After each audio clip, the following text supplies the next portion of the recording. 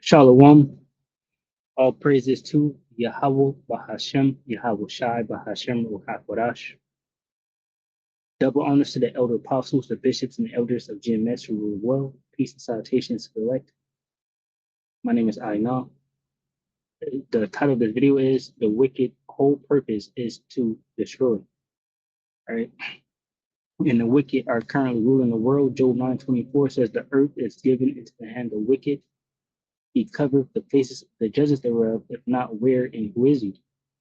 Right. And in these nations around the world, for some reason, they're still trying to, make deals, with this devil, try to make peace, try to talk it out. But his whole agenda is to destroy. This is Psalm 55:20.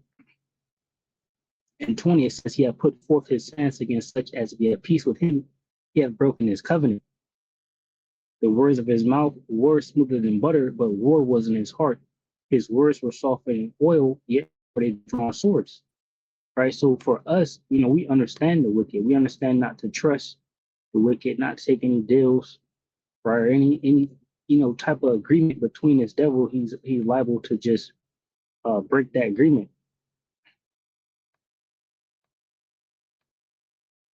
He's not to be trusted. This is Ecclesiastes chapter 12, verse 10. It says, "Never trust thine enemy, for like as iron rusteth, so is his wickedness. Though he humble himself and go crouching." Yeah, this is the many peace deals that are coming up, or you know, they have bombed so far most of all the peace meetings. They call someone to a peace meeting and they just bomb the people at the peace meeting, right? Which are, negotiators, not the actual leaders or soldiers, you know, so they don't care. And this is the same type of situation that could happen on, smaller things, which you even have to go to a court case. It's the same thing. They don't really care. Their whole agenda is to destroy, right? To try their best to corrupt the situation, take what you have, right? Basically, make your position as worse as possible, because they really want to destroy you. John 10:10 says, "The thief cometh not but for to steal and to kill and to destroy. I am come that they might have life and that they might have it more abundantly." All right, so our hope is in Yahweh Shai, right? Our hope is in Yahweh Bashim Yahweh Shai. We're not to trust this devil. You know, nothing he does is going to lead to anything good or beneficial for us. Uh, Ecclesiastes chapter 12, verse 10, "Never trust thine enemy, for like as iron rusteth, so is his wickedness. Though he humble himself and go crouching, yet take good heed and beware of him. And thou shalt be unto him as if thou hast wiped a looking glass, and thou shalt know that his rust have not all thou shalt know that his rust have not been altogether wiped away." Because he's a wicked, you know. The scripture says, can a leopard change his spots? The answer is no. Then you that are, that's known to do evil, basically, you'll still do evil. See if I can find that real quick.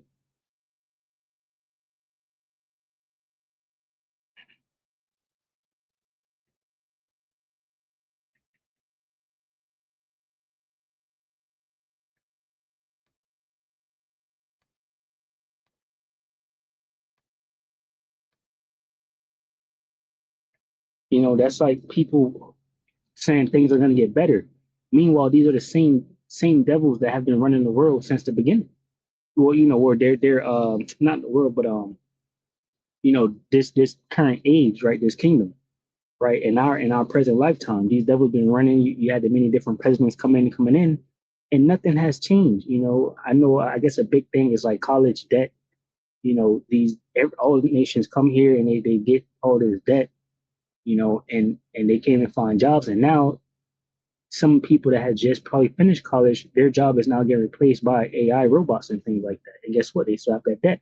And they're hoping that the devil comes in and says, "Okay, no problem, we'll get rid of the debt," which ultimately he's going to do that. I believe when they get this this new world order put into place, like in the beginning, or the like the universal basic income, or when like the system collapsed. Matter of fact, so I'll say no, because when the system collapsed, pretty much it's over, right?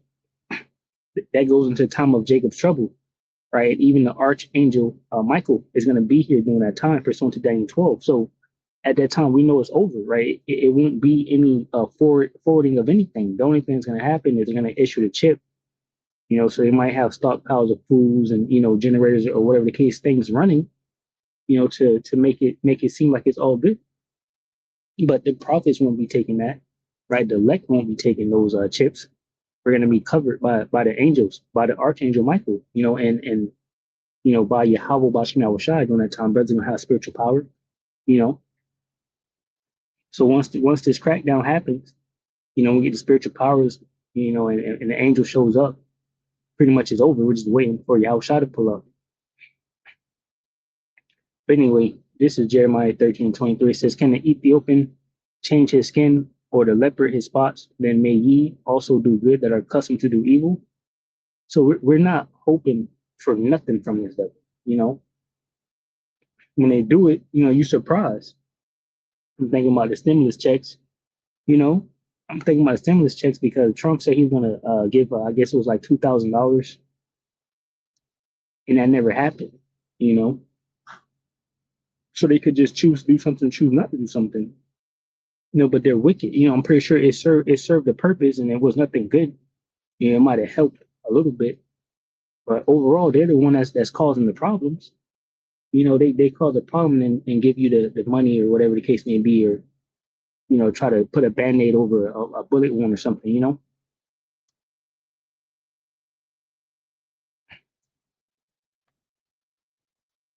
says Ecclesiastes chapter 12 verse 12 says, "Set him not by thee, lest when he have overthrown thee, he stand up in thy place. Neither let him sit at thy right hand, lest he seek to take thy seat.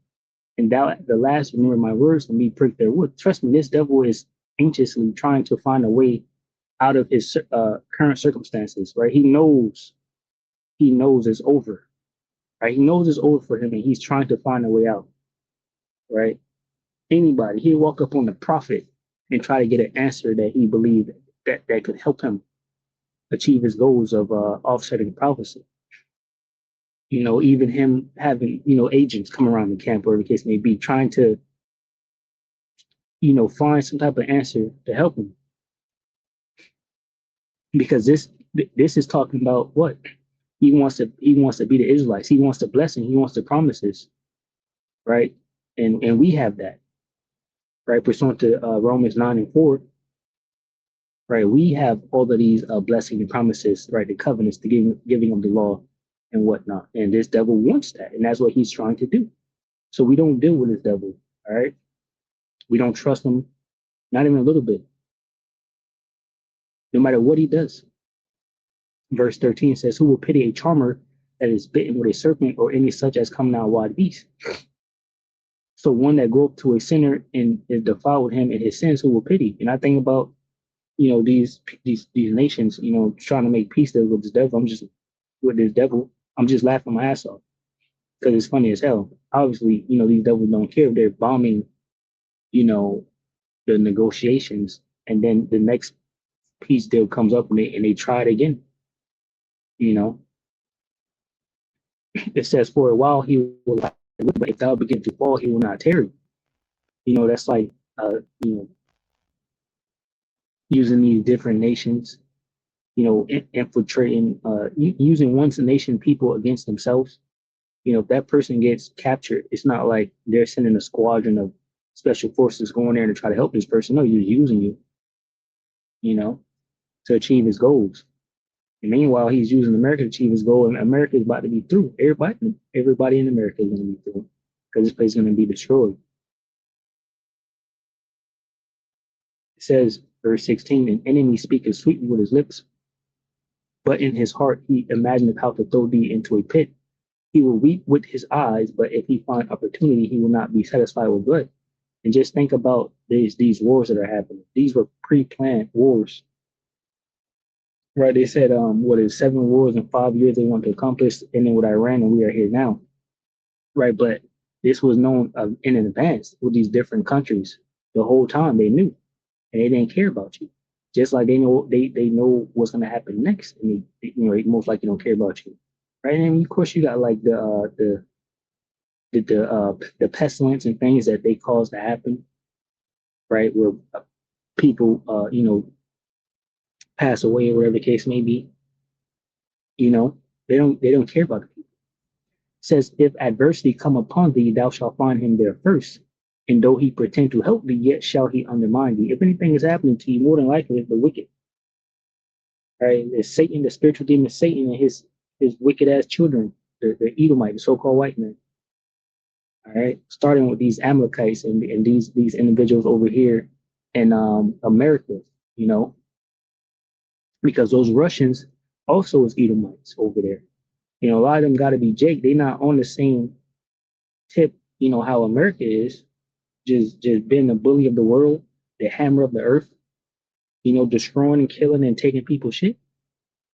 And the Most High got them in a different type of spirit,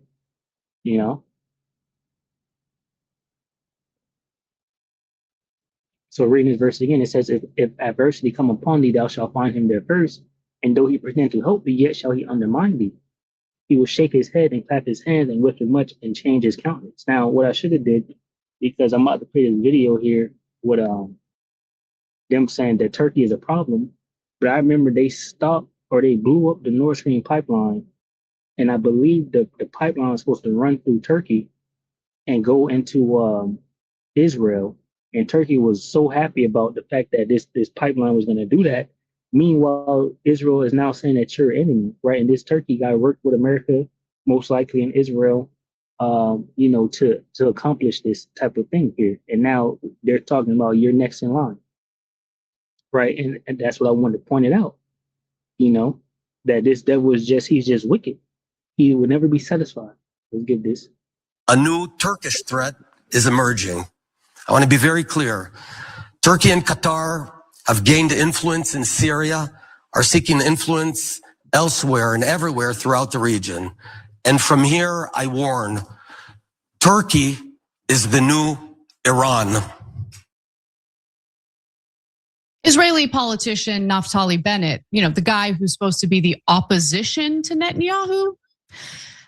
Well, he was kind enough to let his pay pigs here in the United States know which war Israel's going to drag us into next. Because the propaganda against Turkey has begun. So pretty soon, I'm sure we're going to be hearing about how Turkey is, building dangerous weapons of mass destruction, and we must go in and attack them immediately. This is a disaster, but it didn't just stop with Naftali Bennett. I'm going to get into all the various claims that are being made by various Israeli individuals, including some who work as operatives here in the United States, meant to kick Turkey out of NATO, which would then justify the US attacking them because they're no longer a NATO ally. That's the whole point here. So things have definitely escalated. Turkish President Erdogan called out Israel's desperate attempts to torpedo the very fragile ceasefire between Iran and the United States. It's supposed to last until the 22nd, April 22nd. And while Trump's administration says that they're not seeking an extension of this 2-week ceasefire, Erdogan says that Turkey will be pushing for the truce to last longer to ensure that peace negotiations can continue. So look, I am not a fan of the Turkish government, but you're telling me that the guy who wants the ceasefire to last longer so peace negotiations can continue is the real threat? Okay. So Erdogan says the following, and he hasn't been holding back lately. The real question is he just paying lip service to the people of Turkey who are furious over Israel's shenanigans lately? Or does he actually mean it? Because here's what he says. If there is to be peace in our region, it will be despite the Zionist regime. If stability is achieved, it will again be despite the Israeli government. And I actually agree with him on that. But let's actually back up a little bit to understand how Israel began to sour on Turkey in the first place. So after the October 2023 attacks on Israel and how they responded to those attacks, basically Turkey suspended all trade with Israel and they even closed their airspace to Israel. So already we see a relationship that's kind of falling apart, if there was even much of a relationship to begin with. Now, they were peaceful with one another, but Turkey sees what's going on and they decide, no, we don't agree with this. We're going to close our airspace and we're going to ban trade with Israel. And as one can imagine, Netanyahu wasn't so happy about it. Okay, so here's a post from Netanyahu just a few days ago, April 11th, 2026. Israel under my leadership will continue to fight Iran's terror regime and its proxies, unlike Erdogan, who accommodates them and massacred his own Kurdish citizens. And that's when things got even spicier, okay? So Turkey's foreign ministry described Benjamin Netanyahu as the Hitler of our time. True, true.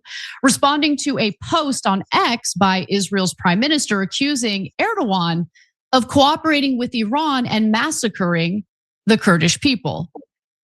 Now, from my understanding, the Turkish government has not been particularly kind to the Kurds. I'll give you a specific example. All right, so my point is that Israel now, right, the bully of the whole earth, right, is pointing his, basically trying to go against Turkey next. But ultimately, this devil is going to continue to do that. That's why the scriptures say, if the time wasn't shortened, no flesh will be saved, because this devil is not going to stop. All right, this is who they are. This is what they are. I'll just get it from 1. This is Isaiah 10:1. The point I want is in 7. Isaiah 10:1. It says, "Woe unto them that decree unrighteous decrees and that write grievousness which they have prescribed." Right? Basically this war. Everything that pretty much has happened was prescribed, predetermined, an agenda and a plan to lead us to where we are now, where they're about to bring forth the new world order. It says to turn aside the needy from judgment and to take away the right from the poor of my people, that widows may be their prey and that they may rob the fatherless. And what will ye do in the day of visitation and in the desolation which shall come from far? To whom will you flee for help, and where will you leave your glory? Ultimately, these devils will be destroyed in World War III with nuclear weapons. Without me, they shall bow down under the prisoners, and they shall fall under the slain. For all this, his anger is not turned away, but his hand is stretched out still. Over Syrian, the rod of mine anger, and the staff in their hand is mine indignation. I will send him against a hypocritical nation, and against the people of my wrath will I give him a charge, to take the spoil and to take the prey and to tread them down like the mire in the streets. Notably, these devils put us into slavery, right? And because what's happening now is a judgment from the Lord Yahweh Bashmi Shai to his people, right? Because we sinned against him, right? Because the truth is we're the only thing that matter. Amos 3:1 says, "Hear this word that the Lord Yahweh Bashmi Shai has spoken against you, O children of Israel, against the whole family which I brought up from the land of Egypt, saying, you only have I known of all the families of the earth. Therefore, I will punish you for all your iniquities." And basically we have been punished already, and that punishment is just about up. All right, because we're nearing the end of this devil's kingdom. All right, and after his kingdom falls, our kingdom, which is an everlasting kingdom, begins. All right. It says, Isaiah 10:7, the point, it says, "Howbeit he meaneth not so, neither do his heart think so." Right. So devil, he don't know what the hell is going on. Right.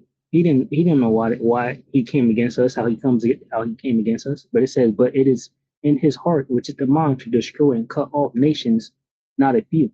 So the only thing going on in this devil mind is cutting off nations, killing, war, death. NLT says, "But the king of Assyria will not understand that he is my tool, His mind does not work that way. His plan is simply to destroy and to cut down nation after nation. AMP, it says, yet it is not a serious intention to do my will, nor does it plan so in his heart, but instead it is its purpose to destroy and to cut off many nations. So this devil is going to continue to do that. After Turkey, there's going to be a new threat. This man can have the whole MOTV system set up where everyone tracked, traced, and accounted for, and he'll still find some way to make somebody a threat or a problem. All right. Habakkuk 2 and 4 says, behold, his soul, which is lifted up, is not upright in him, but the just shall live by his faith. This devil is a wicked individual, right? Like abomination, vile, crooked. NLT says, look at the proud, they trust in themselves and their lives are crooked, but the righteous will live by their faithfulness to Yahweh Bashmel Shai. Right, he's not a right person, Says Habakkuk 2 and 5, yeah, also because he transgressed by wine and season things, he is a how to keep it at home, who enlarges his desire as hell, and is as death, and cannot be satisfied. So he'll never stop. After Iran, after Turkey, after everyone, he'll probably shoot himself in the head. But God unto him all nations, and heap unto him all people. Right. So this is how this devil operates. This is Revelation 6 and 7. It says, and when he had opened the fourth seal, I heard the voice of the fourth beast say, come and see. And I looked, and behold, a pale horse, and his name that sat on him was Death. And hell followed him, and hell followed with him. And power was given unto them over the fourth part of the earth to kill with the sword, and with hunger, and with death, and with the beasts of the earth. Right, and this is the wicked, right, who currently rule and run the world. Right, just like I gave you John 10 and 10, the thief cometh not but to steal, kill, and destroy. Right, and this is all you devils are going to ever do. All right, so this is no surprise to us. But the people are still, figuring it out that this is the true wicked. But he's been revealed here in these last days. So Lord willing, this video has been edifying to you. Shalom to the whole elect, which consists of men, women, and children. Shalom.